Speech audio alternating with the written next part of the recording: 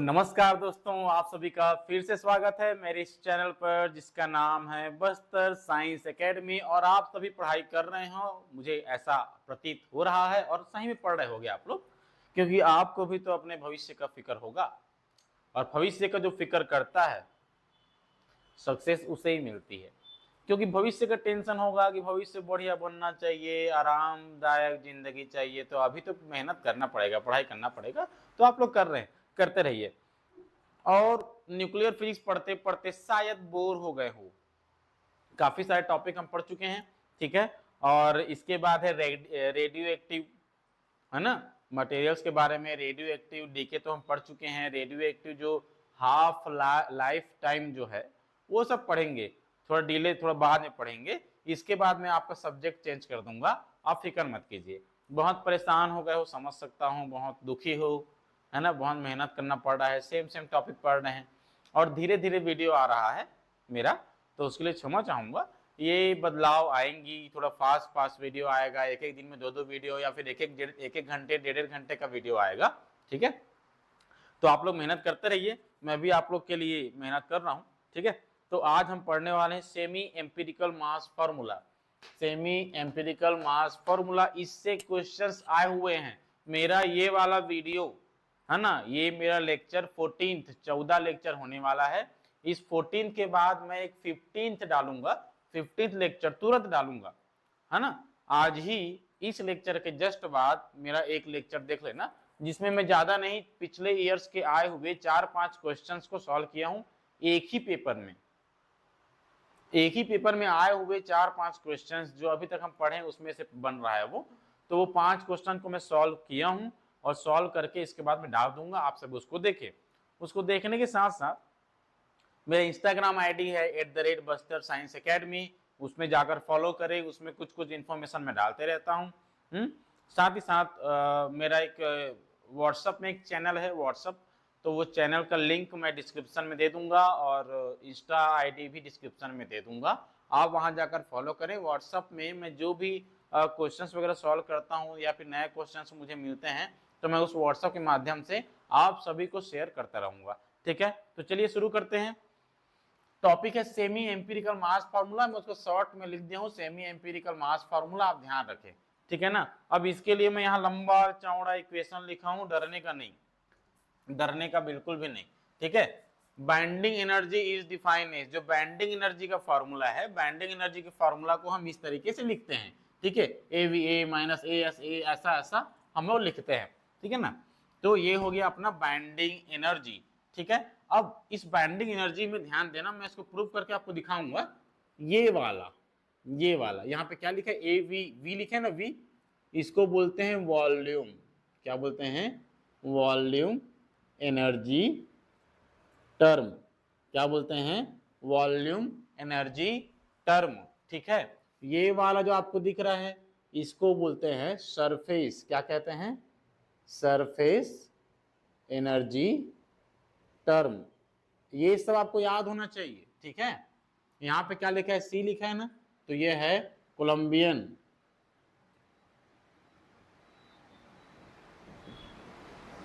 Energy term, ठीक है। यहाँ पे लिखा है, ये वाला दिख रहा है आपको, ये वाला टर्म, ये कौन सा है? एसिमेट्री, है ना, एसिमेट्री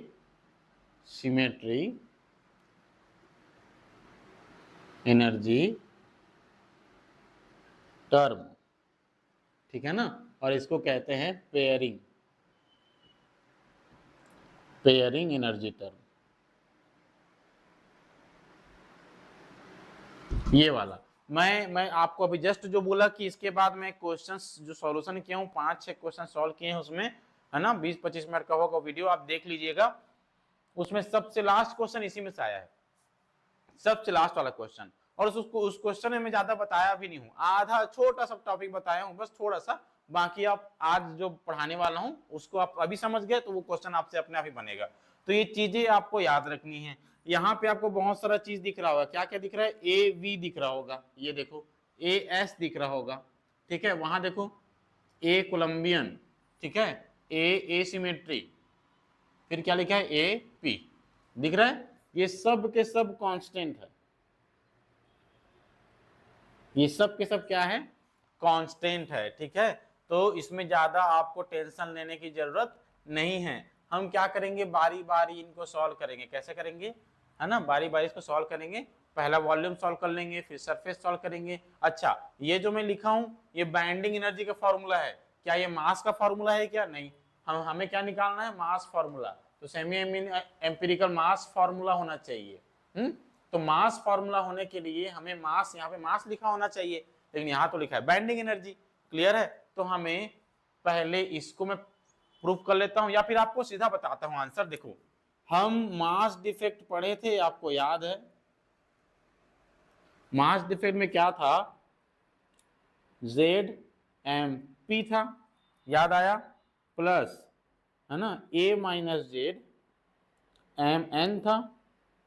ठीक है, क्लियर बात है। इसको यहां पे देखना, मैं एक चीज करने वाला हूं, यहां पे बाइंडिंग एनर्जी की बात मैं कह रहा हूं। किसकी बात कह रहा हूं, बाइंडिंग एनर्जी की बात। ठीक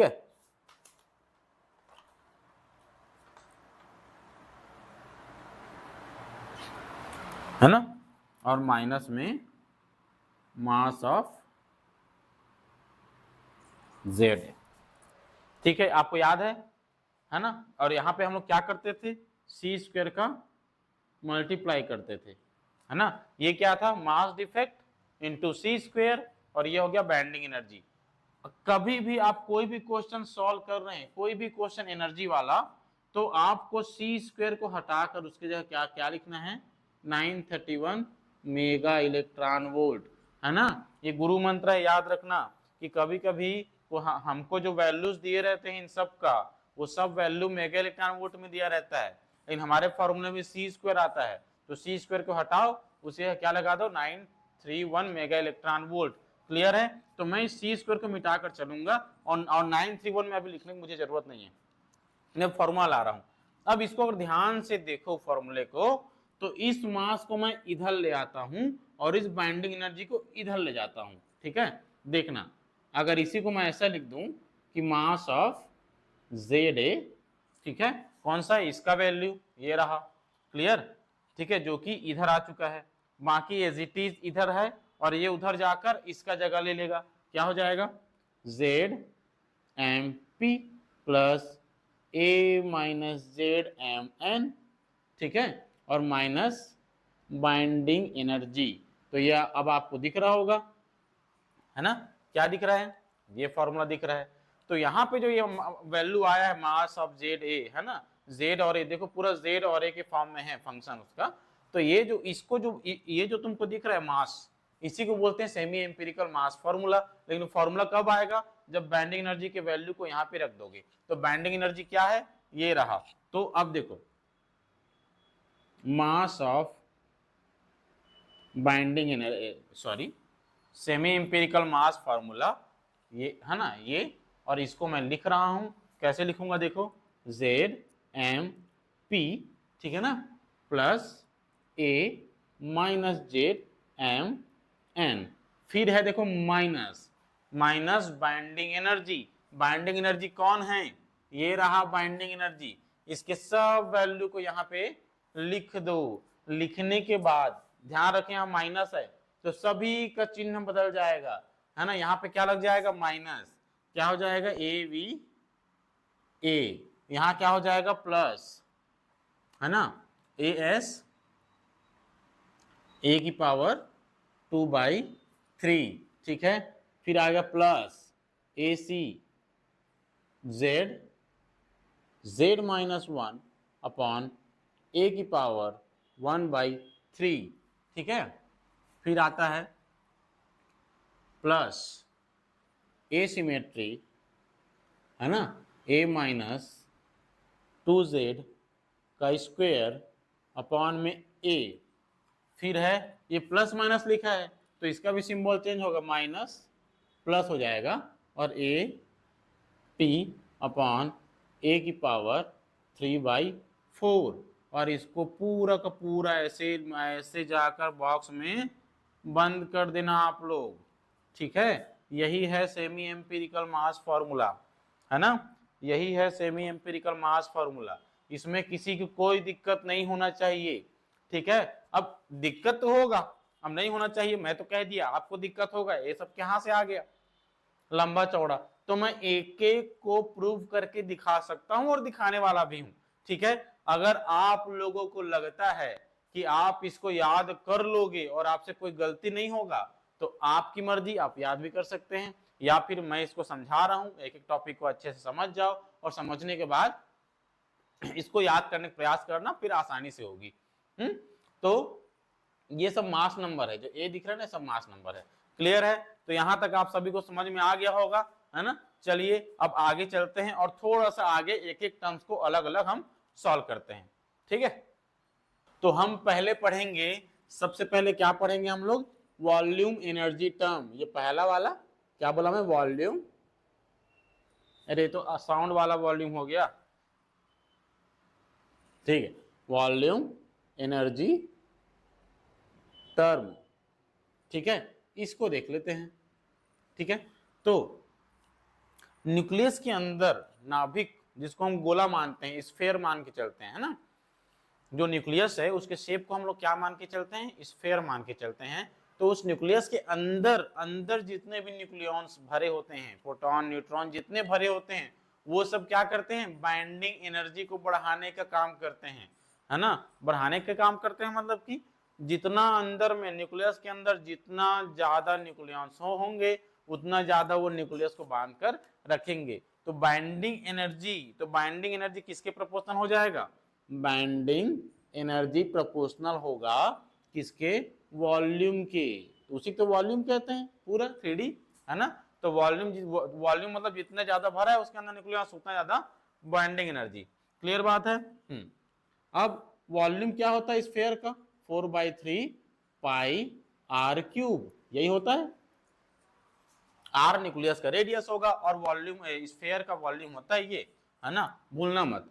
तो बाइंडिंग एनर्जी ये वाला देखो प्रोपोर्शनल, अभी प्रोपोर्शनल ही है, 4/3 पाई, और आर का फॉर्मूला, है ना, आर का फॉर्मूला मैं यहाँ पे लिख दूं क्या छोटा सा, आपको पहले रेडियस का फॉर्मूला प्रूव करा चुका हूं, ऐसा याद आ गया होगा, ये वाला प्रूव करा चुका हूं। तो इसके तहत अगर आप देखो तो इसके जगह मैं रखूंगा क्यूब, तो ये आर नॉट का क्यूब होगा, होगा ना, आर नॉट का क्यूब, और ये 3 है और ए की पावर 1/3, तो यहाँ पे क्या आ जाएगा, ए है कि नहीं, 3 और 1/3 कट जाएंगे। तो आप देख रहे हो, क्या देख रहे हो, अब यहाँ पे इसको हटाऊंगा, इक्वल कर दूंगा तो कोई ना कोई कांस्टेंट लगेगा। तो जितना यहाँ पे आर नॉट भी कांस्टेंट है, सब कांस्टेंट को हम लोग क्या मानेंगे, ए वी, वॉल्यूम कांस्टेंट, है ना। और क्या बच गया, ए,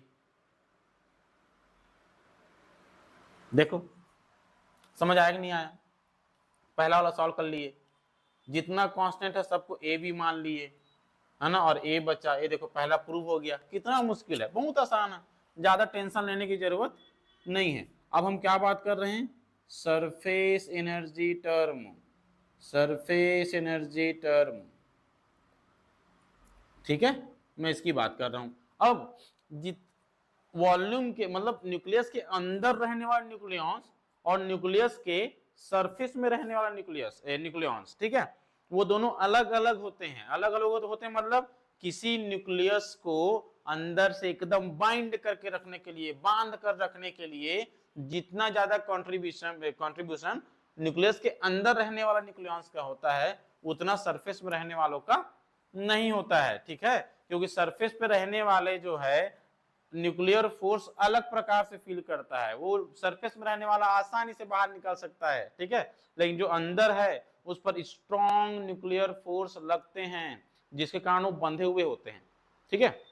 लेकिन जितना तुम बाहर जाते जाओगे, सरफेस में आ जाओगे, तो कोलंबियन फोर्स अपना प्रभाव दिखाना शुरू करता है, और जब कोलंबियन फोर्स प्रभाव दिखाएगा तो थोड़ा बहुत बाहर निकलने का प्रयास करोगे, है ना। तो वो डिस्टेंस पर मैटर करता है, डिस्टेंस पर।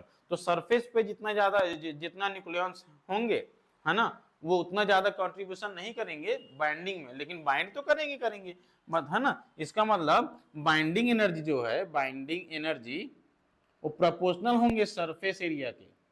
सरफेस एरिया क्यों बोल रहा हूं मैं, क्योंकि जितना ज्यादा बड़ा सरफेस एरिया होगा उतना ज्यादा सरफेस में न्यूक्लियॉन्स होंगे, ठीक है। तो उसके बाइंडिंग एनर्जी उसके प्रोपोर्शनल होते हैं, लेकिन अंदर में रहने वाले की अपेक्षा कम कंट्रीब्यूट करता है ये बाइंडिंग एनर्जी पर, कम करता है, कम, ठीक है। अब ये मैं ऐसा कर दिया हूं, इसका फॉर्मूला क्या होता है, सरफेस एरिया क्या होता है स्फीयर का, 4πr का स्क्वायर, ये होता है सरफेस एरिया, भूलना मत। तो बाइंडिंग एनर्जी, ठीक है, प्रोपोर्शनल टू 4π, और r की जगह क्या रखोगे, देखो अगर मैं यहाँ स्क्वायर कर दूं r का स्क्वायर, तो यहाँ क्या हो जाएगा, r0 का स्क्वायर होगा और a की पावर में 2/3 होगा, होगा नहीं होगा। तो इस वैल्यूज को मैं वैल्यू को यहाँ पुट कर दूं, 4π r0 का स्क्वायर और a की पावर में 2/3, क्लियर है।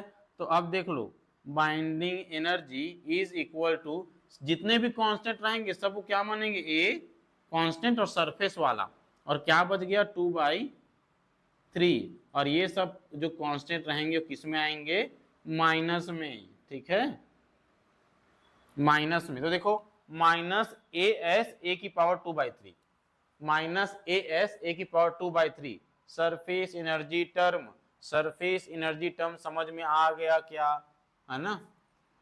तो अब हम निकालेंगे Coulombian energy term, Coulombian energy term मतलब हो जाएगा ई कोलंबियन। अच्छा यहाँ पे मैं बाइंडिंग एनर्जी लिख दिया हूं ना, इसको हम लिखेंगे ई वॉल्यूम, ठीक है, ई वॉल्यूम। इसको क्या लिखेंगे, surface energy term, surface energy term, ठीक है। ये क्या है, ये सरफेस एनर्जी टर्म, ये कोलंबियन टर्म हो गया। कोलंबियन, मान लो क्या मानोगे, जेड ई चार्ज और Z-1 ई चार्ज, इन दोनों चार्ज के बीच में कोलंबियन फोर्स लग रहा है, तो कोलंबियन फोर्स का फॉर्मूला होता है 3/5। अभी इसको ध्यान मत दो, फॉर्मूला क्या होता है, 1/4πε0, ठीक है। Q1 इंटू Q2 मतलब कि ZE इंटू इतना, इन दोनों में मल्टीप्लाई, तो ई स्क्वायर हो जाएगा, Z-1 ई का स्क्वायर अपॉन में दोनों बीच का डिस्टेंस, रेडियस कितना होता है r, ठीक है, कितना r, और उसका स्क्वायर। तो r स्क्वायर का वैल्यू यहां मैं निकाल चुका हूं, यहां पे रख देते हैं। तो 3/5 1/4πε0, ठीक है, और Z-1 ई स्क्वायर, और इसका वैल्यू हो जाएगा r0 का स्क्वायर और a की पावर में 2/3, क्लियर। इसको और कैसे लिख सकते हो, a है ना, और कोलंबियन, ठीक है। अब एक कोलंबियन के बाद बचेगा क्या, Z-1 अपॉन a की पावर में 2/3, ठीक है, किस में रहेगा, माइनस में, किसका है, कोलंबियन, ठीक है। तो यहां से आपको साफ साफ समझ में आ रहा है कि a कोलंबियन का वैल्यू क्या क्या हो गया, इसको भी याद रख लेना, कभी कभी सीधा डायरेक्ट ये पूछ देगा।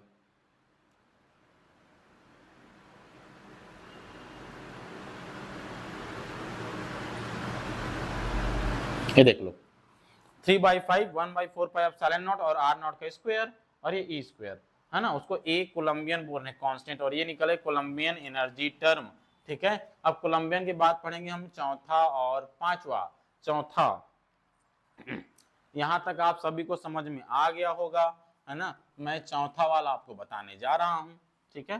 चौथा क्या है, इधर देखो ध्यान से, फोर्थ, अरे यहाँ पे जो डॉट होता है 1 और 2, वो दोनों को मैं यहाँ पे आपको दिखा चुका था, है ना। इसको भी देख लो, ये देखो ये वाला है सेम टू सेम, अरे कुछ गड़बड़ है, यहाँ 1/3 है, यहाँ मैं क्या लिखा हूँ 2/3, है ना, गड़बड़ गड़बड़, ठीक है। यहाँ पे ये गड़बड़ हुआ है कि यहाँ पे आर स्क्वायर नहीं होता है फॉर्मूले में, है, इस चीज को ध्यान रखना आप, यहाँ पे गलती कर दिए हम, कोई बात नहीं, है ना। यहाँ पे आर स्क्वायर नहीं होगा, आर होता है, याद रखेंगे आप लोग, आर, तो आर का वैल्यू होता है r0 a की पावर 1/3। हड़बड़ी में कभी कभी गड़बड़ी हो जाता है, इसलिए आप लोग भी हड़बड़ाना मत क्वेश्चन सॉल्व करने में। यहाँ पे क्या आ जाएगा, a की पावर 1/3 और ये r0 यहाँ मौजूद है, ठीक है। अब ये सही है, अब इसको और इसको मैच कर लो, दोनों सेम है, ठीक है। इसमें कैसे क्वेश्चंस आते हैं मैं आपको बताऊंगा। और मैं बताया हूं ना अभी, कोई इसका एक क्वेश्चन मैं सॉल्व भी किया हूं, ठीक है। फिर आता है asymmetric, asymmetric energy term.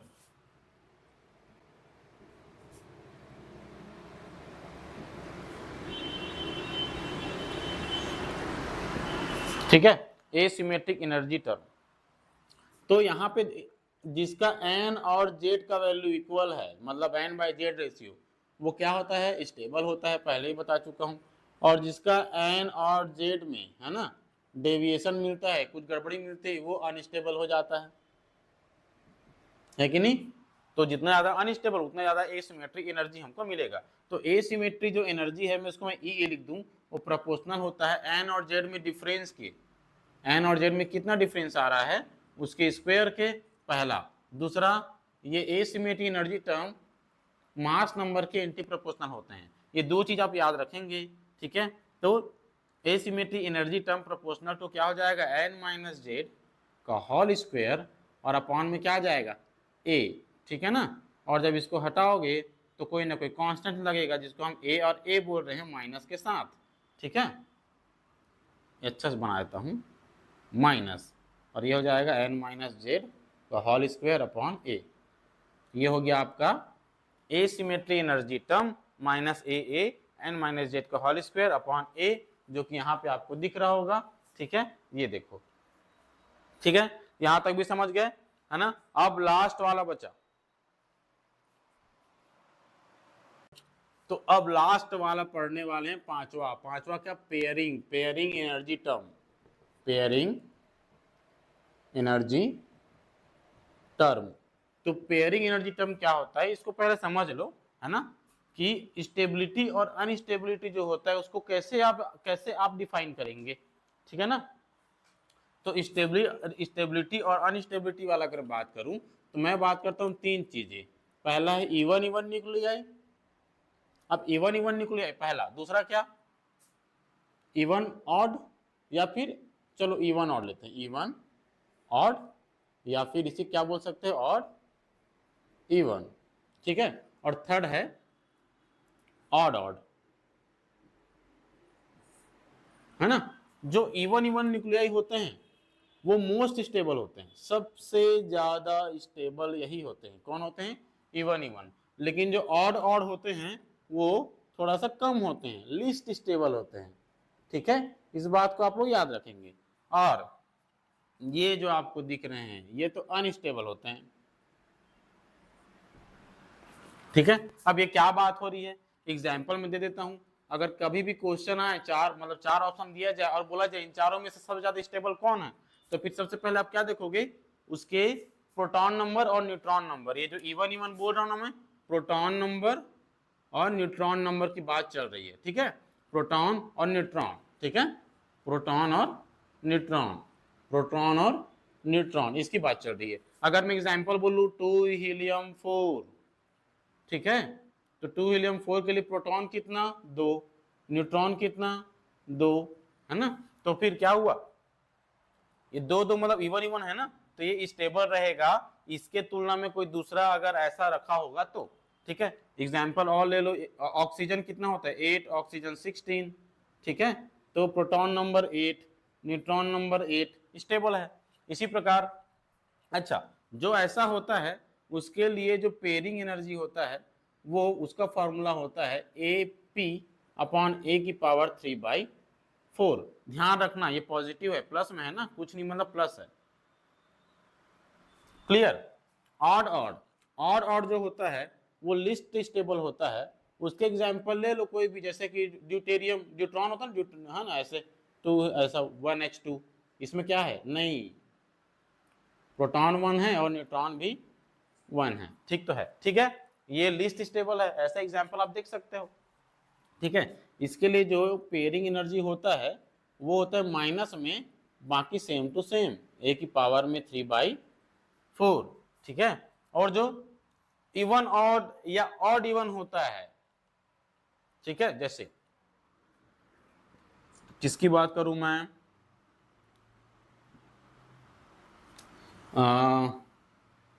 Chlorine का कितना होता है, कोई भी, जैसे सोडियम है, सोडियम का होता है 11 और 23, ठीक है।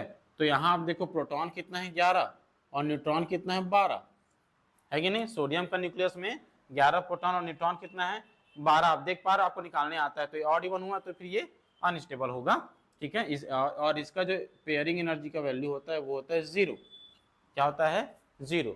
तो टोटल कुल मायनों में अगर मैं बात करूं पेयरिंग एनर्जी, वो हो जाएगा प्लस वाला और माइनस वाला AP/3/4। इतना सारा मेरा समझाने का पीछे ये कारण था कि ये आप इन सभी को याद रखें। तो ये हो गया खत्म। अब इसके बाद मैं आगे यहाँ पे सबसे स्टार्टिंग में ही बड़ा सा फॉर्मूला बनाया था मैं, है ना। देखो ये पांचों चीज निकाल लिए, पांचों चीजों को निकालने के बाद बाइंडिंग एनर्जी हमारा निकल जाएगा पांचों ऐसी। तो ये इक्वेशन निकलेगा, सबको इस जगह हम रख देंगे। फिर जो स्टार्टिंग में आपको बताया था m इज इक्वल टू करके, लास्ट में इतना बड़ा डब्बा बनाकर बॉक्स बनाकर वहां पे आपको इक्वेशन दिखाया था, वही इक्वेशन है सेमी एम्पिरिकल मास फॉर्मूला। और ये आप एक एक बातें एक एक चीजें समझ गए। स्टेबिलिटी और अनस्टेबिलिटी के लिए, है ना, स्टेबिलिटी और अनस्टेबिलिटी का एक और चीज है मैजिक नंबर। क्या है मैजिक नंबर। अगर क्वेश्चन आपसे पूछा जाए, 4 ऑप्शन दिया है, 4 ऑप्शन देकर ये बोला जाए कि इन चारों में से सबसे ज्यादा स्टेबल कौन है, तो सबसे ज्यादा स्टेबल देखने के लिए सबसे पहला काम हम क्या करते हैं कि मैजिक नंबर देखते हैं, ठीक है। 2, 8, 20, 50 मैं अभी नहीं बता रहा हूं मैजिक नंबर क्या होते हैं, 2, 8, 20 करके होते हैं, आप आगे तक याद रखना, ठीक है। तो मैजिक नंबर मुझे कमेंट में बताओ कि 2 से स्टार्ट होता है लेकिन कहां तक जाता है। तो मैजिक नंबर कमेंट में मुझे जरूर बताना कि क्या है, ताकि बाकी लोग भी देख पाएं और आप लोग पढ़ रहे हैं नहीं पढ़ रहे हैं मुझे मालूम चले। तो अगर 4 ऑप्शन में से जो एक ऑप्शन दिया हुआ है और वो जो ऑप्शन है उसमें प्रोटॉन नंबर और न्यूट्रॉन नंबर दोनों मैजिक नंबर है, दोनों प्रोटॉन नंबर, जैसे यहाँ पे 2 और 2 है ना, ये 2 और 2 मैजिक नंबर है, तो प्रोटॉन नंबर और न्यूट्रॉन नंबर दोनों मैजिक नंबर से मैच कर रहा है ना, तो फिर ये बाकी सब से ज्यादा स्टेबल होगा, ठीक है। 2 और 8, देखो यहाँ पे 8 8 है, 8 भी मैजिक नंबर है, तो ये भी बाकी सबसे ज्यादा स्टेबल होगा। उस समय हम इवन और ऑड इवन के बारे में बातें नहीं करेंगे, सबसे पहले मैजिक नंबर देखा जाएगा। मैजिक नंबर अगर लिखा हुआ है मतलब वो सबसे ज्यादा स्टेबल है, और मैजिक नंबर वाला अगर हमें कुछ नहीं दिया है तो फिर कौन सा तरीका अपनाओगे, ये वाला तरीका अपनाओगे, कोई भी पार्टिकल स्टेबल है या फिर अनस्टेबल है पता लगाने के लिए। तो इन तरीकों से मालूम चल जाएगा और एक ऑप्शन आपका निकल जाएगा, ठीक है, और आपका आंसर भी सही हो जाएगा। तो आप सेमी एम्पिरिकल मास फॉर्मूला पढ़ लिए होंगे। मुझे इंस्टा आईडी और व्हाट्सएप का चैनल का लिंक मैं डिस्क्रिप्शन में दूंगा, आप सभी उसको उस पर फॉलो करें ताकि आपको जो भी इंफॉर्मेशन है मैं जो देता रहता हूँ आपको मिलती रहे, ठीक है। और तो आज के लिए इतना ही, हम स्टार्ट करते हैं नेक्स्ट टॉपिक पर। अगर न्यूक्लियर फिजिक्स से थक गए हो तो फिर हम स्टार्ट करेंगे कोई और टॉपिक, ठीक है। तब तक के लिए धन्यवाद, जय हिंद।